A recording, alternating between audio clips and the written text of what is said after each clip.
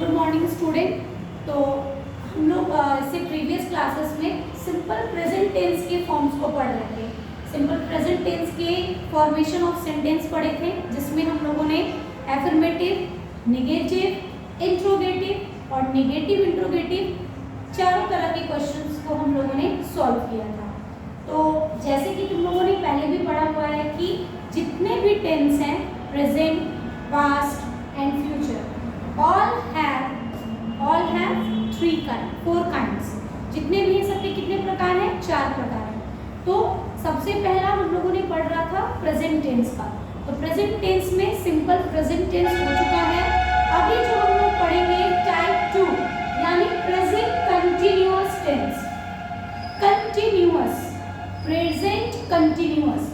अब देखो बच्चे, प्रेजेंट का मतलब क्या होता है? वर्तमान, वर्तमान। और कंटिन्यूअस का मतलब होता है लगातार। कंटिन्यूअस का मतलब क्या हो रहा है? लगातार, ठीक है। और टेंस का मतलब तो काल या समय। काल या इसको तुम लोग समय भी बोल सकते हो, ठीक है, क्योंकि समय का ही ये बताता है चेंजेस, तो दैट इज कॉल्ड समय। वर्तमान लगातार का यानी कि ऐसा सेंटेंस जो ये बता रहा है कि वर्तमान means time is going on, मतलब जो अभी चल रहा है उसमें यह काम जो है लगातार हो रहा है, यानी कि ये काम कंटिन्यू हो रहा है। हमने सिंपल प्रेजेंट टेंस में पढ़ा था कि habit, daily routine, universal truth को बताता है। और इसमें हम लोग पढ़ेंगे कि वह काम, work which is continuously going on at the present time, यानी कि जो प्रेजेंट टाइम में काम लगातार हो रहा है, जो जारी है, टू बी कंटिन्यू। हम लोग लिखते हैं ना टू बी कंटिन्यू, मतलब जारी है। तो जो काम प्रेजेंट टाइम में टू बी कंटिन्यू है, that is called present continuous tense. इसको हम लोग लगातार कर रहे हैं। अगर मैं खाना खाऊंगी, मैं मुझसे कोई पूछेगा तुम क्या कर रही हो, तो मैं खाना खा रही हूँ। तो मैं खाना खा रही हूँ, तो वो कंटिन्यूअसली क्या है? टू बी कंटिन्यू है कि अभी मैं खा रही हूँ, तो खाना अभी खत्म होने में समय है, या और मैंने खाना शुरू कर दिया है और ये लगातार ये काम हो रहा है। तो प्रेजेंट टाइम में जो काम लगातार होता है, कंटिन्यूअस होता है, उसी को हम लोग प्रेजेंट कंटिन्यूअस टेंस बोलते हैं। इसीलिए मैंने बताया वर्तमान लगातार का, यानी वर्तमान में जो काम लगातार हो रहा है, जारी रहना, टू बी कंटिन्यू, उसको हम लोग टू बी कंटिन्यू भी बोल सकते हैं। To be continue, to be continue, जो लगातार हो रहा है, that is called present continuous. अब हमें ये तो पता चल गया कि प्रेजेंट कंटिन्यूअस मतलब जो काम लगातार हो रहा है। और इसको फिर इसका स्ट्रक्चर, इसका स्ट्रक्चर क्या होगा बच्चे? Subject plus am is are plus V4 plus object, ठीक है। इसका स्ट्रक्चर यही होगा, subject plus M is R plus V4 then object.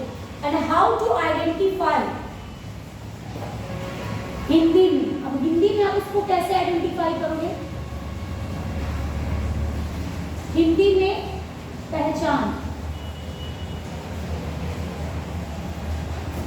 वाक्य के अंत में, वाक्य के अंत में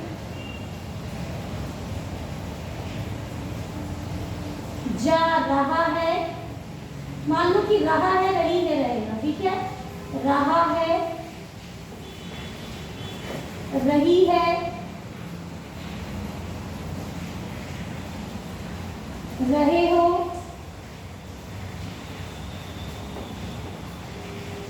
रहे हैं, यह सब रहे तो। यानी हिंदी में कैसे पहचानेंगे? जिस वाक्य के अंत में रहा है, रही है, रहे हो, रहे हैं हो, तो वो प्रेजेंट कंटिन्यूअस कहलाता है। और इंग्लिश में सब्जेक्ट के बाद एम इज आर और एम इज आर के साथ हम लगाएं। एम इज आर में जब भी हम लोग टेंस के से रिलेटेड सेंटेंस बनाते हैं तो वहां पे V4 का प्रयोग करते हैं, ठीक है। तो जिस भी सेंटेंस में सब्जेक्ट के बाद एम इज आर का प्रयोग हुआ है और V4 का प्रयोग हुआ है उसको हम लोग प्रेजेंट कंटिन्यूअस बोलते हैं। हिंदी में कैसे पहचानेंगे? जिस वाक्य के अंत में रहा है, रही है, रहे हो, रहे हैं, रहे हो, ठीक है। यहाँ तक क्लियर हुआ। अब हमें पता है कि एम का जो प्रयोग है वो सिर्फ आई के साथ होता है। एम का प्रयोग किसके साथ होता है? आई के साथ। और रहा बात इस का प्रयोग, इसका यूज हम लोग थर्ड पर्सन सिंगुलर के साथ करेंगे। थर्ड पर्सन सिंगुलर के साथ, यानी कि ही, शी, इट, किसी का भी नाम और any singular subject and any singular subject, ठीक है। आर का यूज हम लोग प्लूरल के लिए करते हैं। आर का यूज किसके लिए करते हैं? For plural subject. For plural subject, plural subject के लिए हम लोग आर का प्रयोग करेंगे, जैसे वी, यू, दे, दीज,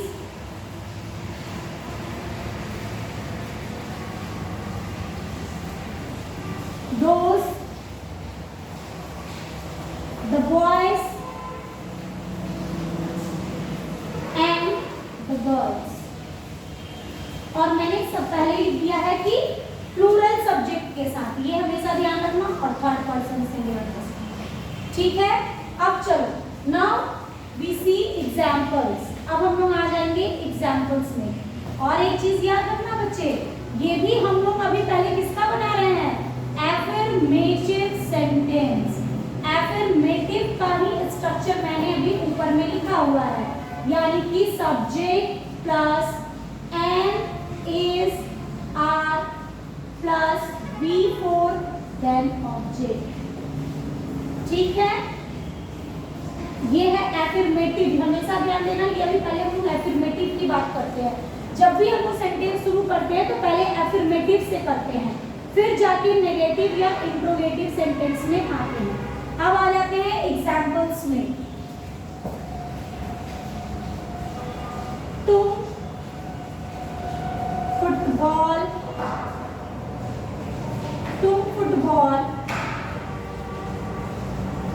खेल रहे हो। तुम फुटबॉल खेल रहे हो। तुम फुटबॉल खेल रहे हो।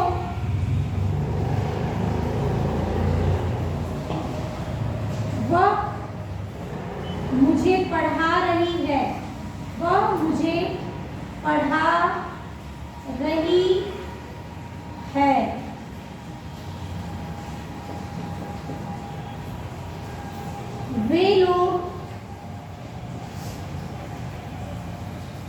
वे लोग पढ़ रहे हैं।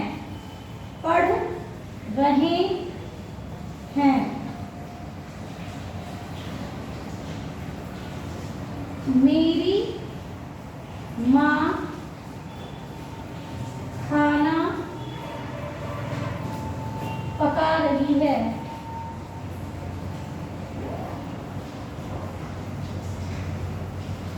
खाना बना रही है।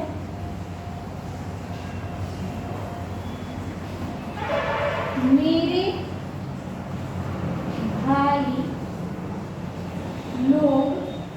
भाई लोग क्रिकेट खेल रहे हैं।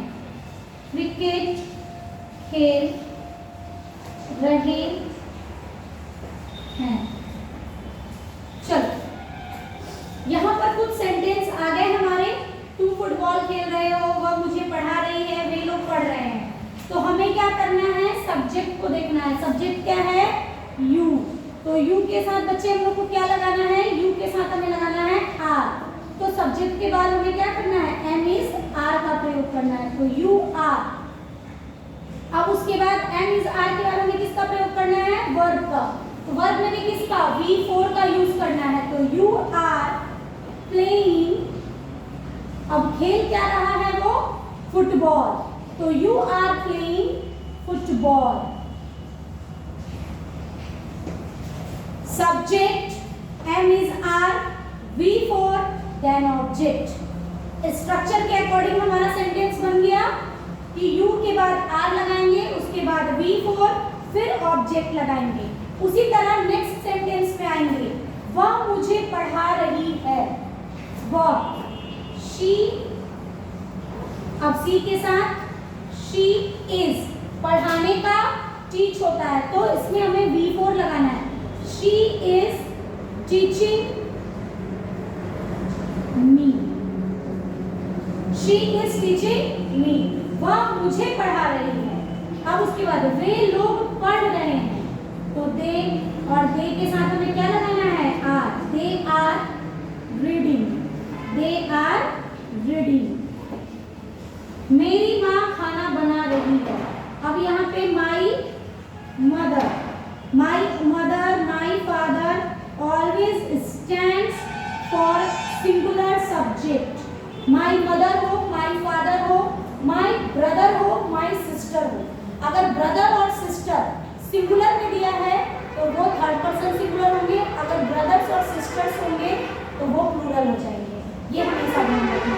और माई मदर फादर तो हमेशा सिंगुलर ही रहेंगे, इसमें तो एस लगा नहीं सकते हम लोग।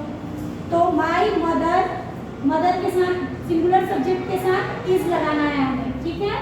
तो माई मदर इज, बनाने का, खाना बनाने का क्या होगा, cooking, my mother is cooking food, my mother is cooking food. उसके बाद मेरे भाई लोग क्रिकेट खेल रहे हैं, माई, अब यहाँ पे भाई नहीं है, भाई लोग है, तो माई ब्रदर्स, माई ब्रदर्स। अब ब्रदर्स के, क्योंकि यहाँ पे प्लूरल है तो brothers are playing, my brothers are playing cricket.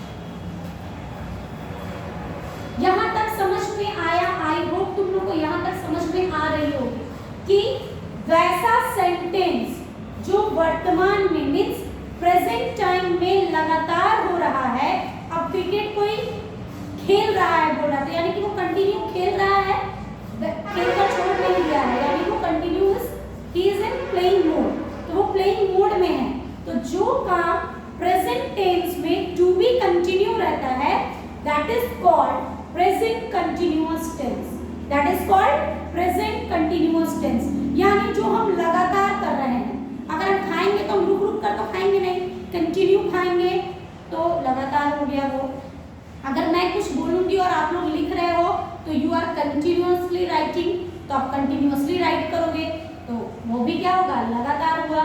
तो जो चीज तुम कंटिन्यू करो, जैसे अभी तुम लोग मुझे सुन रहे हो तो you all are continue listening, तुम लोग मुझे सुन रहे हो तो कंटिन्यू सुन रहे हो, तो ये क्या होगा, ये हमारा प्रेजेंट कंटिन्यूअस टेंस होगा।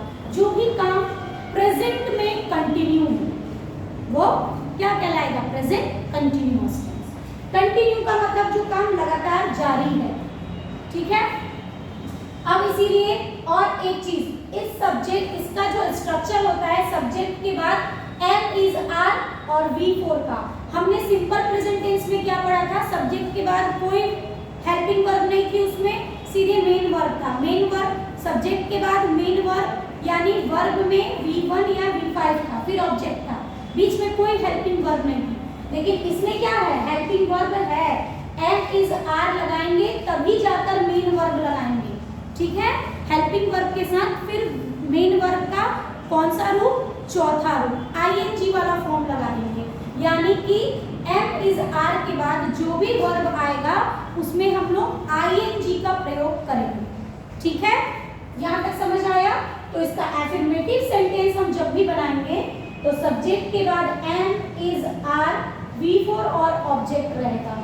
एम किसके साथ, सिर्फ आई के साथ, इस किसके साथ, सिंगुलर सब्जेक्ट के साथ और थर्ड पर्सन सिंगुलर के साथ, आर किसके साथ, प्लूरल सब्जेक्ट के साथ और सेकंड पर्सन सिंगुलर प्लूरल और फर्स्ट पर्सन प्लूरल के साथ, इन सब के साथ आर का प्रयोग होगा, ठीक है। हिंदी में पहचानने का नियम, जिस वाक्य के अंत में रहा है, रही है, रहे हैं, रहे हो आए तो वो प्रेजेंट कंटिन्यूअस है। यहां तक समझ आया? तो एफर्मेटिव सेंटेंस बनाने के बाद हम लोग क्या बनाते हैं? नेगेटिव बनाते हैं। उससे पहले आप लोग इसका एक अपना देख लो और इसको एक बार स्क्रीनशॉट ले सकते हो तुम लोग में भी चाहो तो। अदर मैं फिर इसके बाद एक्सरसाइजेस तुम्हारे ग्रुप में भेजूंगी। आज मैं सिंपल प्रेजेंट टेंस से रिलेटेड एक्सरसाइज भेजूंगी जो आपको सॉल्व करना है, और वो क्लासेस में अगर किसी को कोई प्रॉब्लम हो तो मैं वो उसको फिर रिवाइज भी करवा दूंगी। आंसर आप लोगों को एक बार फिर से थोड़ी समझा दूंगी, ठीक है? चलो, यहाँ तक समझ में आया इसके एफर्मेटिव सेंटेंस के साथ। अब यहाँ पे एक बार इसे ध्यान से देख लो। अब इसका एक हम लोग एक नेगेटिव बना लेते हैं, ठीक है? एक बार नेगेटिव इसका देख लेते हैं। इसके नेगेटिव में कुछ भी नहीं करना है, इट्स वेरी इजी। इसका जब भी हम लोग नेगेटिव बनाएंगे तो बहुत ही आसान तरीके से ये बनता है। इसका नेगेटिव बनाने के लिए आपको बहुत ज़्यादा परेशान होने की ज़रूरत नहीं होती है। सीधे इसमें एम इज आर के बाद नॉट लगा देना है। सेंटेंस में एम इज आर के बाद नॉट लगा देना है। तो इसका नेगेटिव का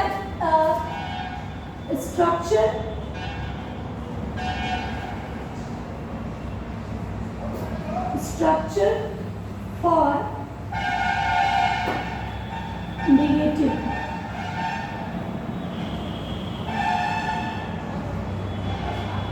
अब इसका हम लोग सेकेंड नंबर देखते हैं नेगेटिव सेंटेंस, और इसको तुम लोग फर्स्ट नंबर कर लोगे एफर्मेटिव को, ठीक है?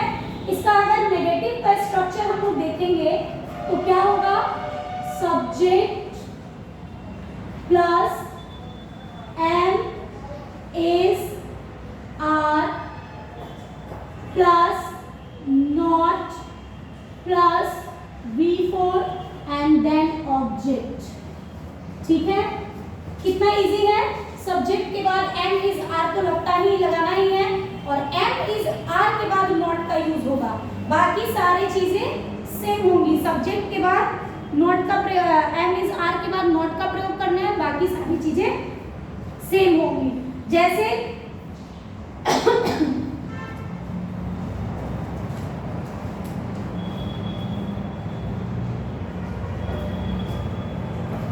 मैं एक सेंटेंस देती हूं, यहीं से ले लो। वह मुझे नहीं पढ़ा रही है। एग्जाम्पल उसी का ले लेते हैं, ठीक है? वह मुझे नहीं पढ़ा रही है। वह मुझे नहीं पढ़ा रही है। वह मुझे नहीं पढ़ा रही है। अब बताओ इसका कैसा सेंटेंस बनेगा? वह मुझे नहीं पढ़ा रही है तो शी इज, अब एम इज आर के बाद हमें नॉट का पुटअप करना है, तो शी इज नॉट। अब सेम वैसा ही लिखना है जो आंसर में था, teaching me. She is not teaching me. She is not teaching me. वह मुझे नहीं पढ़ा रही है। अगर इसका सेकेंड ऑप्शन लेंगे, एक और ऑप्शन ले लेते हैं, नंबर 2, ठीक है? इसका एक और ऑप्शन ले लो इसी में से। वे लोग पढ़ रहे हैं, वे लोग नहीं पढ़ रहे हैं। वे लोग नहीं पढ़ रहे हैं।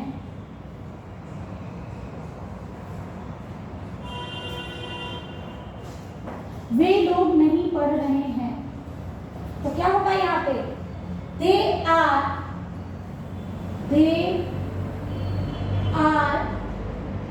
Not reading. They are not reading. यहाँ तक कंप्लीट हुआ। वे लोग नहीं पढ़ रहे हैं, दे आर नॉट रीडिंग। तो इसका नेगेटिव बनाना बहुत इजी है। एम इज आर के बाद सीधे हम लोगों को नॉट लगाना है, और फिर उसके बाद V4 देन ऑब्जेक्ट। सब्जेक्ट के बाद एम इज आर, फिर नॉट, फिर V4 देन ऑब्जेक्ट। एकदम इजी है।